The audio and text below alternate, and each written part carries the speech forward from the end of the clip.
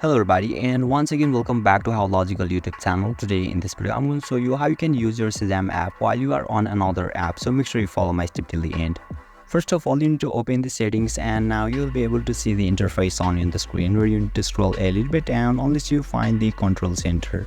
So once you find it, which is at the bottom of this general option, so just tap on that option and now you'll be redirected to the control center section, where you can see the music recognition at the bottom of this screen.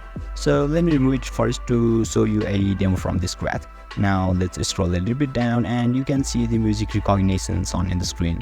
So let's tap on that plus icon and you'll be able to add your music recognition or Shazam app on your control panel successfully.